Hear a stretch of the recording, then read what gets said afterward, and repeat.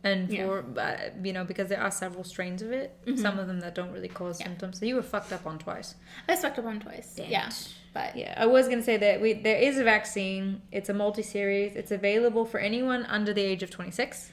Recommended 11 and 12. That is any gender. Yes. Should get it. Yes. Because any plumbing can be affected by it. Obviously, if you don't have a vagina, you can't get cervical cancer. But as we just said, you can still get cancer in your other bits. Yes. So it's definitely something that you should do. Now, if you're over 26 and you're not vaccinated, again, it's viral, so there's no treatment for it if you do contract it. It's just about using barriers to kind of mitigate the risk and having those honest conversations with your partner. It's also why you should get tested regularly. Yes. So I don't know what the testing protocol is now. When I was diagnosed with it, I was told that there would have been no way for me to tell. You have to be in an active outbreak in order for them to even test for it. It depends. You have to there's a specific screening for HPV that is separate from other STD testing. There's a specific screening for it. It's not part of the standard, like when you go get your testing done. HPV is not included. Yes. So you have to ask for it. It is an additional type of screening. For me, it was included, actually. Did you get in your blood tests? My gyno. Oh, okay, no, but you got I got the swab. We're going to talk just now about that, actually. The swab, why it's important to get our swabs. Yeah. Well, no, I'm a little confused now because, so when I went, this was also, I will say this was also over a decade ago when I did the initial tests. Right. Yeah. And things have changed because when the vaccine was just coming out, I was already way too old to remotely get it. Yeah. Because at the time it only went up to like 22 or 23. Yeah. They just recently, like the past 2 years, increased the age range. Yeah. But when our partner went to get tested after I went, they said that they could not test him for it unless he actually developed genital warts. That's because he has a penis. Okay. You are a vagina owner. Okay. So yours will be different. So the more you know. Yeah, exactly. So normally when you go to a pap smear, and which is we'll just skip ahead to that. So if you're a vagina owner, please get regular exams. There's some new research out. It used to be everyone just goes once a year after 21. You go once a year till you're 65. End of the story. If you have normal pap smear results, they're saying you only have to come back every 3 years. Go back yearly. You don't know. Because also, you're going back yearly, you're getting a breast exam as well, normally. And you're testing for things. You're getting the swipe for things like HPV that you might not get in a regular blood exam, like if you just go to STI clinic, like for regular testing. Also, if you are on birth control, like through oral birth control, or in my case, I have an IUD, doctor should check on that, see everything going is fine. And also, it's covered by most insurances, including currently in the U.S. government-provided insurance. The Affordable Care Act covers once yearly exam. You're already paying for it. You might as well go and get your exam. If you have abnormal results, so HPV or you have an inverted cervix or something crazy like that, whatever, definitely go once a year because obviously you have some kind of necessity need. But talk to your doctor. Get to know your doctor. Let your doctor get to know you. Every vagina owner is going to have a different experience. They have different needs. They have different concerns. So it's important that you see a doctor so they can help you address those concerns. Now, as a vagina owner, I do my gyno appointment once a year. Yep. And I have an IUD as well. Right. So we go in, they tell me what time my string is pointing at. It's like the joke, so I know it's where going. it is. Right, exactly. We do a breast exam. Right. We also do the swabs and things like that. Yeah. I pay extra for the full panel when I'm there. Yeah, I do the whole thing. Yeah. Now, I also do quarterly testing. It doesn't include... For STI, yeah? For STIs. Me as well. Because I have multiple partners. Have multiple partners who have multiple partners. And I have risky play in the BDSM world. Right. Poking things in my skin. Exactly. Highly recommend quarterly testing for everyone, just to normalize it, to be honest. And even if you're in a monogamous relationship, it's still a good idea. Just for the habit. Just the habit, if you do come across anyone else you play with, if there's an accident. Yeah, accidents happen. And something happens, if your partner is unfaithful, and yes, I know lots of people out there are going to say, oh, but my partner will always be faithful.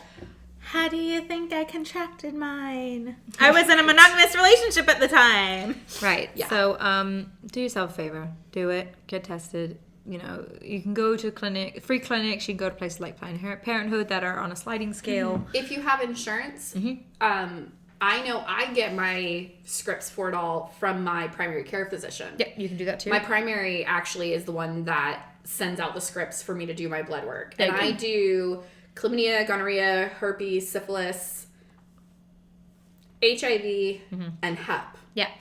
Every 3 months. Yeah. I do the full panel as well. Mm-hmm. And regardless of the fact, like, even if I haven't had any intercourse of any type, I still get it done. Absolutely. Because some of these STIs can linger in your system. It's, as we talked about, it could take years. Sometimes. They're not going to pop up. So even if I haven't had sex outside of my partner or period in a year, I'm still going every three months to get that. And then I have a screenshot of that saved onto my phone. So I can present it. So I can present it to people. Here's my more recent thing, yeah. So we're a lot more, what do you say, mindful of that. But I personally think it should be the norm for everybody. I think it's super sexy. Because what it says to me is, you care about me. Also, and you care about yourself. Yeah, that's important. Like, and you care about the other people that I'm involved with. Yeah, you care. I think it should be a normalized thing where everybody just gets it done and it's just routine shit and it doesn't become like a weird thing. Like, I don't want, like, and I'll be level with you. I usually get my testing done at Planned Parenthood because they're pretty good. But even they're like, oh, you're back? I'm like, I'm here every 3 months. Why are you surprised? I'm here every 3 months. You know They're probably just picking on you. No, I sure. Well, because also my nurse there, she's also a biker, so she got like that. She's like, hey girl, I saw you drive up because they got the cameras because they're crazy, right? You know, so because they have to be. Yeah. So she's like, hey girl, hey. Also, if you get a negative result, it is not the end of the world. Right. A lot of these illnesses are treatable. A lot of them are bacterial. You can get a shot in your butt and go home. Yep. And then abstain for a week or so. For the waiting period. And even if it's something more serious like HIV, it is no longer a death sentence. It's no longer a death sentence. If you do not have HIV, but you are in a high risk group, you're a person of color, you're gay, you're, what are the other ones? Kinky sex, things like that. Certain groups of health workers where there's a higher chance of coming in contact with someone who has, then you can take what's called PrEP, pre-exposure prophylactic. A pandemic broke out and they canceled my appointments after waiting until the minute because I was like, Friday. I know because I was like, over Friday and it was like what was it, 2 months ago now? And then they're like, oh, only emergency. I was like, well, this is obviously not an emergency. I guess I'll wait. But so PrEP, it's a once a day pill. And it helps prevent the contraction of HIV. Yes. If you do contract HIV, you can go on medications. It might take a while to like figure out the exact balance that you'll need. Everybody is different. Every viral infection is a little bit different. Yeah. But there are medications that you can take that can bring your viral loads down to where they become undetectable. And undetectable is... untransmittable. Ta-da! So if you have HIV and you are undetectable, the risk of you passing HIV on to someone else is non-existent. Yeah. Essentially non-existent. It's millifractions of... Right. So there are things to prevent as well as take care of these problems if you go in and get tested. Right. If you don't go in and get tested... you're not going to know. You're not going to know, and you're going to put all of those people that you either care about or had one-night flings with or whatever, your best friend with benefits. Right. You're putting them all at risk, as well as yourself, because some of these have really nasty side effects. Yeah, untreated. Very dangerous. When they're untreated. Don't be a twat. Get treated. So how do you guys approach the conversation of, hey, how's your health going? Before sex or before play? Both. Both, kind of in general. For sex, I'm very upfront. I guess I'm very upfront in both cases. For sex, I'm very upfront. I let people know that people I'm going to be involved with, I say, I like to use safe sex. I do quarterly testing. What's your status? Is kind of the conversation. You have to kind of either get a receipt or take their word for it, whatever you feel. And for play as well, if I'm gonna do a play scene that might involve, that has the potential to involve bodily fluids like blood or sexual fluids or saliva even sometimes, definitely a similar conversation. I have a bottoming interest form that people fill out initially. If they mark that they're interested in biohazard play, which is what I call it, because it is, I will bring up those additional questions like, when was your last screening, blah, blah, blah, do you have anything I should know about, and this kind of thing. And in those cases, I need proof. I don't take your word for it. In those cases, I'm like, no, if I'm going to cut you open, I need to know if you got any bloodborne pathogens that I need to worry about. Additionally, I use gloves and barriers in those cases as well, because I'm not blood bonded with anyone I play with, personally. Yeah. Oh, everyone's looking at me. Because you're the next one in the circle. So as stated earlier, I'm very new to the sexual health conversations happening. And so our current partner, who has been my partner for the past almost 3 years, oh God. You're young. I know that seems like a lot, but you're young. Almost 3 years. And so we had the conversation. Looking back, I probably should have required paperwork, but I didn't. But you live and you learn. It was my first time actually having the conversation. Which in itself is a big step, so I congratulate you on that. And so at the time, I was actively being tested for what I knew you could be tested for. I did not know until meeting you fine ladies that quarterly testing was a thing. More you know. More you know. And so, but I got diagnosed with HPV after entering the relationship. Okay. And so that in and of itself was a very, very hard conversation for me, but I still had it the day of. And we've had a number of conversations within this realm. We use protection. Yeah. What? We wear gloves with you. Yeah. Mm-hmm. You do. Mm-hmm. Yeah. We're going to saran wrap your ass too. I mean, I already threatened to saran wrap her to put the dildo on so I could come on. Can we each get a leg? Can we each... We got 2 hours. Before she's gonna go home. My car turns into a pumpkin again at midnight, y'all. Oh my gosh! I feel on that note, we covered a lot. And like Mark mentioned in the beginning of this episode, this is not the end all be all by any stretch of the imagination for sexual wellness, sexual health, or sexual education. We will be revisiting this in a few episodes with like part 2. Yes. Maybe some different categories. We did ladies or vagina owners. Maybe we'll do penis owners next time. Who knows? Yeah. Who knows? But we'll do a number of conversations on this. This will be an ongoing conversation because just as it should be with your partners. Get tested and talk to your fucking partners. Your literal fucking partners, because you are fucking them. And remember, trouble comes in threes. And get fucked. We did it.